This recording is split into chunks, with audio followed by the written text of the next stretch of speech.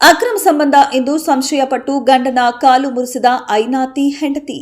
ಕಲಬುರಗಿ ನಗರದಲ್ಲಿ ಇರುವ ಆರ್ಚಡ ಮಹಲ್ ಹಿಂದುಗಡೆ ಇರುವ ಖೋಬಾ ಫ್ಲಾಟ್ ರೋಡ್ನಲ್ಲಿ ಮೋಟಾರ್ ಸೈಕಲ್ ಮೇಲಿಂದ ಬಿದ್ದಿರುತ್ತಾರೆ ಎಂದು ಕರೆ ಬಂದಾಗ ನಾನು ಸ್ಥಳಕ್ಕೆ ಧಾವಿಸಿ ನನ್ನ ತಂದೆಯನ್ನ ನೋಡಿದಾಗ 2 ಕಾಲುಗಳ ಮೇಲ್ಭಾಗ ಗಾಯವಾಗಿ ಮುರಿದಿದ್ದವು. ಘಟನೆ ನಂತರ ವಿಚಾರಿಸಿದಾಗ ಕೃಷ್ಣಾಜಿ ಎನ್ನುವವರು ಖೋಬಾ ಫ್ಲಾಟ್ನಲ್ಲಿರುವ ಮನೆಗೆ ಬಿಟ್ಟು ಹಿಂತಿರುಗಿರುವಾಗ ಯಾರೋ ಅಪರಿಚಿತರು 3 ಜನ ನನ್ನ ಮೋಟಾರ್ ಸೈಕಲ್ನ ಅಡ್ಡಗಟ್ಟಿ ನಿಲ್ಲಿಸಿ ನನಗೆ ಸುಲಿಗೆ ಮಾಡುವ ಉದ್ದೇಶದಿಂದ ಕಲ್ಲಿನಿಂದ ಬಡಿಗೆಯಿಂದ ನನ್ನ 2 ಕಾಲುಗಳಿಗೆ ಹೊಡೆದು ಜೇಬಿನಲ್ಲಿರುವ 15,000 ರೂಪಾಯಿ ಕಸಿದುಕೊಂಡು ಹೋಗಿದ್ದಾರೆ. ಬ್ರಹ್ಮಾಪುರ ಪೊಲೀಸ್ ಠಾಣೆಗೆ ದೂರು ನೀಡಿದ್ರು. ದೂರಿನ ಅನ್ವಯ ಆರೋಪಿಗಳನ್ನು ಪತ್ತೆ ಹಚ್ಚಲು ಜಾಲು ಬೀಸಿದಾಗ ಸಿಕ್ಕಿ ಹಾಕಿಕೊಂಡಿದ್ದ ಐನಾತಿ ಉಮಾದೇವಿ ತನ್ನ ಗಂಡನಾದ ವೆಂಕಟೇಶ್ ಮಾಳಿ ಪಾಟೀಲ್ ಈತನು ಬೇರೆ ಮಹಿಳೆಯರೊಂದಿಗೆ ಅಕ್ರಮ ಸಂಬಂಧ ಇಟ್ಟುಕೊಂಡಿರುತ್ತಾನೆ ಎಂಬ ಅನುಮಾನದಿಂದ ತನ್ನ ಗಂಡನ ಕಾಲು ಮುರಿಯಲು ಸುಪಾರಿ ಕೊಟ್ಟ ಹೆಂಡತಿ ಉಮಾದೇವಿ. ಎಲ್ಲರಿಗೂ ನಮಸ್ಕಾರ. ಕೆಲವು ದಿನಗಳ ಹಿಂದೆ ಒಂದು ರಾಬ್ರಿ ಪ್ರಕರಣ ದಾಖಲಾಗಿತ್ತು. ಇದು ಘಟನೆ ವರದಿಯಾಗಿದ್ದು ಬ್ರಹ್ಮಪುರ ಪೊಲೀಸ್ ಸ್ಟೇಷನಲ್ಲಿ. ಅದರಲ್ಲಿ ನಮ್ಮ ಏನು ಆರ್ಚಿಡ್ ಮಾಲ್ ಇದೆ, ಆರ್ಚಿಡ್ ಮಾಲ್ ಹಿಂದುಗಡೆ ಒಬ್ಬ ನಿಯರ್ಲಿ 60 ಇಯರ್ಸ್ ಅವರು ಬೈಕ್ ಮೇಲೆ ಹೋಗ್ತಾ ಇರಬೇಕಾದ್ರೆ ಅವರನ್ನು ಅಡ್ಡಗಟ್ಟಿ ಅವ್ರ ಮೇಲೆ ಮಾರಣಾಂತಿಕ ಹಲ್ಲೆ ಮಾಡಿ ಅವ್ರ ಕಾಲುಗಳ ಮೇಲೆ ಕಲ್ಲನ್ನು ಎತ್ತಿ ಹಾಕಿ ಅವರಲ್ಲಿರುವ ಮೊಬೈಲ್ ಮತ್ತು ಹಣ ದೋಚಿಕೊಂಡು ಹೋಗಿರೋರ ಬಗ್ಗೆ ದೂರನ್ನು ಬರುತ್ತೆ. ನಾವು ಪ್ರಾಥಮಿಕವಾಗಿ ಸ್ಥಳಕ್ಕೆ ಧಾವಿಸಿ ಸ್ಥಳವನ್ನು ಪರಿಶೀಲನೆ ಮಾಡಿದಾಗ ಕೆಲವು ಅನುಮಾನಗಳು ಬರುತ್ತೆ ಮತ್ತು ಈ ಪ್ರಕರಣವನ್ನು ಬ್ರಹ್ಮಪುರ ಇನ್ಸ್ಪೆಕ್ಟರ್ ಸೋಮಲಿಂಗ್ ಅವರು ಮತ್ತು ಅವರ ಸಿಬ್ಬಂದಿಯವರು ಗಂಭೀರವಾಗಿ ಪರಿಗಣಿಸಿ ವೈಜ್ಞಾನಿಕವಾಗಿ ಮತ್ತು ತಾಂತ್ರಿಕ ಸಾಕ್ಷ್ಯಗಳನ್ನು ಕಲೆ ಹಾಕ್ತಾರೆ ಮತ್ತು ನಮಗೆ ದೊರೆತ ಕೆಲವು ಟೆಕ್ನಿಕಲ್ ಲೀಡ್ಸ್ಗಳ ಮೇಲೆ ಆರೋಪಿಗಳನ್ನು ಬಂಧಿಸುವಲ್ಲಿ ಕೂಡ ಯಶಸ್ವಿಯಾಗ್ತಾರೆ. ಇದರಲ್ಲಿ ಪ್ರಾಥಮಿಕವಾಗಿ 3 ಜನ ಆರೋಪಿಗಳನ್ನು ಬಂಧಿಸ್ತಾರೆ. ಅವರ ಒಂದು ವಿಚಾರಣೆ ಒಳಪಡಿಸಿದಾಗ ಏನು ಇದು ಸುಲಿಗೆ ಪ್ರಕರಣ ಇತ್ತು, ಆ ಸುಲಿಗೆ ಪ್ರಕರಣಕ್ಕೆ ಒಂದು ಹೊಸ ತಿರುವು ಬರುತ್ತೆ. ಇದು ದರೋಡೆ ಮಾಡಲಿಕ್ಕೆ ಆಗಿರುವಂಥ ಪ್ರಕರಣ ಅಲ್ಲ ಮತ್ತು ಏನು ವೈಯಕ್ತಿಕವಾಗಿ ಒಂದು ಸುಪಾರಿ ರೀತಿಯಿಂದ ಹಲ್ಲೆ ಮಾಡಿರುವಂಥ, ಸುಪಾರಿ ಪಡೆದುಕೊಂಡು ಹಲ್ಲೆ ಮಾಡಿರುವಂಥ ಮಾಹಿತಿ ತನಿಖೆಯಿಂದ ಹೊರಬರುತ್ತೆ. ಇಲ್ಲಿವರೆಗೆ ಒಟ್ಟು 4 ಜನ ಆರೋಪಿಗಳನ್ನು ಬಂಧಿಸಲಾಗಿದೆ. ಅದರಲ್ಲಿ 3 ಜನ ಏನು ಯುವಕರಿದ್ದಾರೆ ಅದರಲ್ಲಿ ಬಂಧಿತರಾಗಿರುವಂಥವ್ರು ಮತ್ತು ಇವರಿಗೆ ಸುಪಾರಿ ಕೊಟ್ಟಿರುವಂಥದ್ದು ಯಾರು ವಿಕ್ಟಿಮ್ ಇದ್ದಾರೆ, ವಿಕ್ಟಿಮ್ ಅವರ ವೈಫನ್ನು ಕೂಡ ನಾವು ಬಂಧನ ಮಾಡಿದ್ವಿ. ಅವರು ಇವರಿಗೆ ಸುಪಾರಿ ಕೊಟ್ಟಿರ್ತಾರೆ. ಅದಕ್ಕೆ ಮೂಲ ಕಾರಣವನ್ನು ನಾವು ಕಲೆ ಹಾಕಿದಾಗ ಏನು ಇಂಜೂರ್ಡ್ ಇದ್ದಾರೆ, ವಿಕ್ಟಿಮ್ ಏನಿದ್ದಾರೆ ಅವರು ಅನೈತಿಕ ಸಂಬಂಧ ಇದೆ ಅನ್ನೋ ಒಂದು ರೀತಿಯಲ್ಲಿ ಇವರಿಗೆ ಅನುಮಾನ ಬಂದು ಅವರನ್ನು ಹೇಗಾದರೂ ಮಾಡಿ ಮನೆಯಲ್ಲೇ ಇಟ್ಕೋಬೇಕು ಅಂತ ಹೇಳಿ ಇವರಿಗೆ ಸುಪಾರಿ ಕೊಡ್ತಾರೆ. 5 lakh ರೂಪೀಸಿಗೆ ಸುಪಾರಿ ಮಾತಾಡಿರ್ತಾರೆ. ಅಡ್ವಾನ್ಸಾಗಿ 50,000 ದುಡ್ಡನ್ನು ನೀಡಿರ್ತಾರೆ ಮತ್ತು ಇವರಿಗೆ ಯಾವುದೇ ರೀತಿಯ ಪ್ರಾಣಕ್ಕೆ ಅಪಾಯ ಆಗಬಾರ್ದು, ಮನೇಲಿ ಇರುವ ರೀತಿ ಅವ್ರ ಕಾಲ ಮೇಲೆ ಗಾಯ ಮಾಡಿ ಅಂತ ಹೇಳಿರ್ತಾರೆ. ಅದೇ ಒಂದು ಹಿನ್ನೆಲೆಯಲ್ಲಿ 2 ಕಾಲುಗಳ ಮೇಲೆ ಕಲ್ಲನ್ನು ಎತ್ತಿ ಹಾಕಿ ನಡೆಸಿರುವಂಥ ಈ ಒಂದು ಘಟನೆ.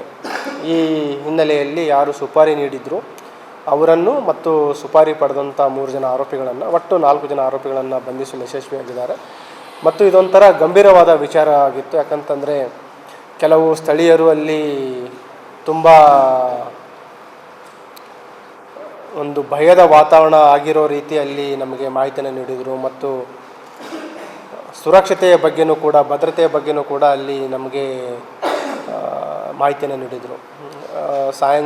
ಸಂಜೆ ಅರೌಂಡ್ 10-15 ಈ ರೀತಿ ಇನ್ಸಿಡೆಂಟ್ ಆದರೆ ಏನು ಅನ್ನೋ ರೀತಿ ಕೆಲವರು ನಮಗೆ ಹೇಳಿದರು. ಆ ಹಿನ್ನೆಲೆಯಲ್ಲಿ ಈ ಪ್ರಕರಣವನ್ನು ಗಂಭೀರವಾಗಿ ಪರಿಗಣಿಸ್ಕೊಂಡಿದ್ದೀವಿ ಮತ್ತು ಏನು ಪ್ರಕರಣ ಭೇದಿಸಿದ್ದಾರೆ ನಮ್ಮ ಎಲ್ಲ ಅಧಿಕಾರಿ ಸಿಬ್ಬಂದಿಯವರಿಗೆ ನಾನು ಅಭಿನಂದನೆ ಸಲ್ಲಿಸ್ತಾ ಇದ್ದೀನಿ. ಅಪ್ರಿಷಿಯೇಷನ್ ಲೆಟರ್ ನಮ್ಮ ಆಫೀಸಲ್ಲಿದೆ ನೋಡಿ. ಇವರೇನು ಕೆಲಸ ಮಾಡ್ತಾಯಿದ್ರು, ಅಮೌಂಟ್ ಹೋಗಿರೋ ಬಗ್ಗೆ ಏನು ಅವ್ರು ದೂರು ಕೊಟ್ಟಿದ್ದಾರೆ, ಅಷ್ಟು ಅಮೌಂಟ್ ಹೋಗಿರಲಿಲ್ಲ, ಇನ್ನೂ ಅಷ್ಟು ಅಮೌಂಟ್ ಅವ್ರ ಪಾಕೆಟಲ್ಲೇ ಇತ್ತು. ಸೊ ಹಾಗಾಗಿ ನಮಗೆ ಅನುಮಾನ ಬಂತು. ಏನು ಅಲ್ಲಿ ಸ್ಥಳ ಪರಿಶೀಲನೆ ಮಾಡಿದೀವಿ, ಅಲ್ಲಿ ಪರಿಶೀಲನೆ ಮಾಡಿದಾಗ ಮೊಬೈಲ್ ಫೋನ್ ಡ್ಯಾಮೇಜ್ ಆಗಿದ್ದ ಪರಿಸ್ಥಿತಿಯಲ್ಲಿ ನಮಗೆ ಸಿಕ್ಕಿತ್ತು. ನಂತರ ಇವರ ಪಾಕೆಟಲ್ಲಿ ಇನ್ನೂ ಹಣ ಇತ್ತು. ಸೊ ನಮಗೆ ಅನುಮಾನ ಬಂತು ಇದು ಉದ್ದೇಶಪೂರ್ವಕವಾಗಿ ರಾಬರಿ ಮಾಡಿರುವಂಥ ಪ್ರಕರಣ ಅಲ್ಲ ಅಂತ. ಫ್ರ್ಯಾಕ್ಚರ್ ಆಗಿದೆ, 2 ಕಾಲು ಫ್ರ್ಯಾಕ್ಚರ್ ಆಗಿದೆ. 50,000 5 ಲಕ್ಷ ಮಾತಾಡಿಕೊಂಡು 50,000 ಕೊಟ್ಟಿದ್ದಾರೆ. ಇನ್ನೂ ಇಲ್ಲ, ಅದರೊಳಗಡೆ ನಾವು ಹಿಡಿದಿದ್ದೀವಿ. ಓಕೆ, ಈಗ ಕೆಲವು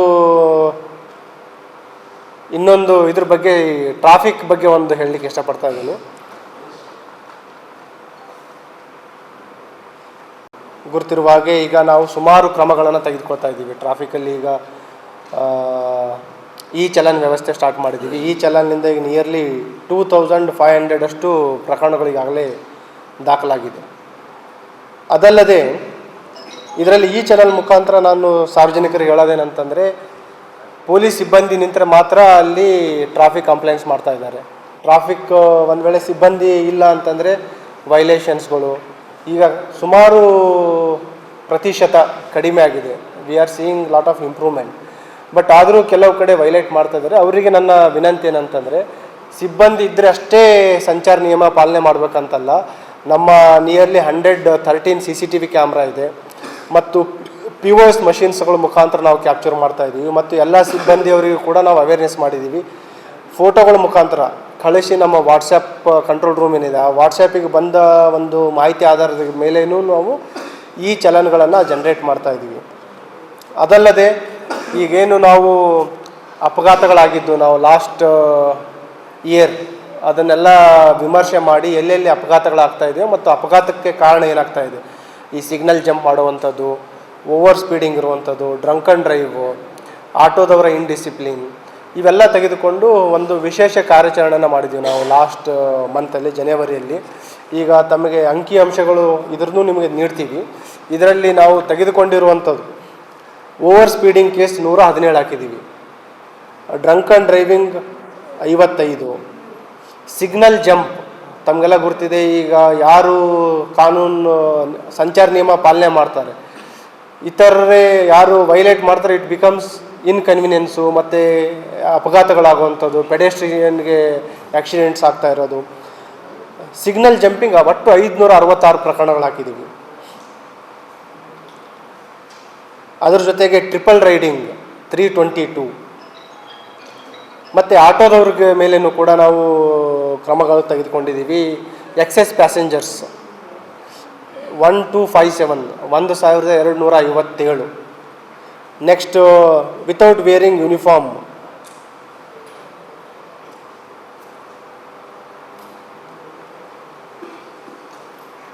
ಅದ್ರ ಜೊತೆಗೆ ಈ ಸ್ಕೂಲ್ ಚಿಲ್ಡ್ರನ್ಸ್ ಎಕ್ಸೆಸ್ ಪ್ಯಾಸೆಂಜರ್ಸ್ 10 ಕೇಸ್ಗಳು ನಿಮಗೆ ಕಂಪ್ಲೀಟ್ ಇದು ಕೊಡ್ತೀವಿ. ಬಟ್ ಏನಂತಂದರೆ, ಈಗ ನಾವು ಲಾಸ್ಟ್ ಟೈಮ್ ಫಿಸಿಕಲ್ ಎನ್ಫೋರ್ಸ್ಮೆಂಟ್ ಎಷ್ಟಾಗಿದೆ ಅಂತಂದರೆ, ನಮ್ಮದು ಈ ಚಲನ್ ಸ್ಟಾರ್ಟ್ ಆಗಿ ನಿಮಗೆಲ್ಲ ಗೊತ್ತಿದೆ ಒಂದು 10 to 15 days ಆಗಿದೆ. ಈಗ ಫಿಸಿಕಲ್ ಕೇಸ್ 5106 ಕೇಸ್ ಹಾಕಿದ್ದೀವಿ, 5,000, ನಿಯರ್ಲಿ 29 lakh rupees ಫೈನ್ 1 ಮಂತಲ್ಲಿ ಕಲೆಕ್ಟ್ ಆಗಿರುವಂಥದ್ದು. 29 lakh. Our objective is to not harass people. ಏನು ಈಗ ಸುಮಾರು ಸಕಾರಾತ್ಮಕವಾಗಿ ಟ್ರಾಫಿಕ್ ಕಂಪ್ಲೇಂಟ್ಸ್ ಆಗ್ತಾ ಇದೆ, ಅದು ಸಂಪೂರ್ಣವಾಗಿ ಆದರೆ ಈ ನಮ್ಮ ಅಪಘಾತಗಳು ಕಡಿಮೆ ಆಗಲಿಕ್ಕೆ ಸಾಧ್ಯ ಆಗುತ್ತೆ ಮತ್ತು ಇತರರು ಯಾವುದೇ ರೀತಿಯ ಭಯ ಇಲ್ಲದೆ ರಸ್ತೆ ಮೇಲೆ ಸಂಚಾರ ಮಾಡಲಿಕ್ಕೆ ಸಾಧ್ಯ ಆಗುತ್ತೆ. ಇದನ್ನು ಕೂಡ ತಮಗೆ ನೀಡ್ತೀವಿ. ಈಗ ನಿಮ್ಗೆ ಹೇಳಿದೆ ನಾನು, ಆಟೋ ಫಿಸಿಕಲ್ಗೆ ಆಲ್ರೆಡಿ ನಾವು 1257 ಕೇಸ್ ಹಾಕಿದ್ದೀವಿ. ಅದ್ರ ಜೊತೆಗೆ ಇವರು ವಿತೌಟ್ ಯೂನಿಫಾರ್ಮ್ 120 ಕೇಸ್ ಹಾಕಿದ್ದೀವಿ.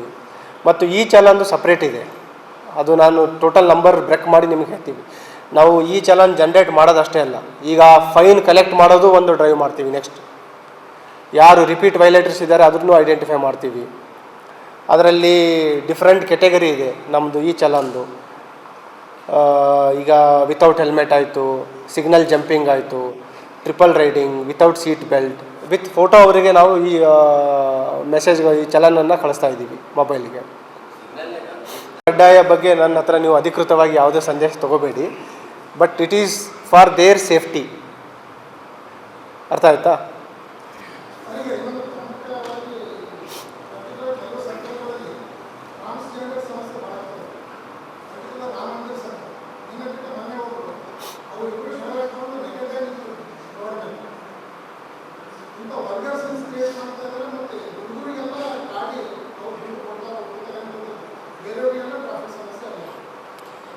ಈ ಡೆಸ್ಟಿಟ್ಯೂಟ್ಸು ಮತ್ತು ಟ್ರಾನ್ಸ್ಜೆಂಡರ್ಸ್ ಅದ್ರದ್ದು ಏನಿದೆ ಈಗ ಅಂದರೆ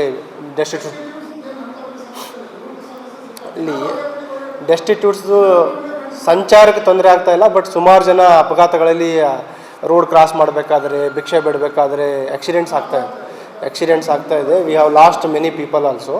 ಹಾಗಾಗಿ ಒಂದು ರಿಹ್ಯಾಬಿಲಿಟೇಷನ್ ಪ್ಲ್ಯಾನ್ ಮಾಡಬೇಕಾಗುತ್ತೆ ನಾವು. ಸೊಲ್ಯೂಷನ್ ಅಂತಂದರೆ we have to have alternate rehabilitation plan. ಅವ್ರಿಗೆ ಅಲ್ಲಿಂದ ತರಿಸಿ ಬೇರೆ ಕಡೆ ಹೋಗ್ಬೇಕಾದ್ರೆ ರಿಹ್ಯಾಬಿಲಿಟೇಷನ್ ಪ್ಲ್ಯಾನ್ ಬೇಕೇ ಬೇಕಾಗುತ್ತೆ. We will talk to district administration. ಎರಡನೇದು, ಇವ್ರಲಿಂದ ಹರ್ಯಾಸ್ಮೆಂಟ್ ಆಗಿ ಯಾರಲಿಂದ ಆದರೆ ದೂರು ಕೊಡಲಿ, ವಿಲ್ ಟೇಕ್ ಆ್ಯಕ್ಷನ್. ಅಲ್ಲ, ವಿ ನೀಡ್ ಪೊಲೀಸರಿಗೆ ಹರ್ಯಾಸ್ಮೆಂಟ್ಲಿಂದ ಕಂಪ್ಲೇಂಟ್ ತೊಗೊಳ್ಳೇಬೇಕಾಗುತ್ತೆ.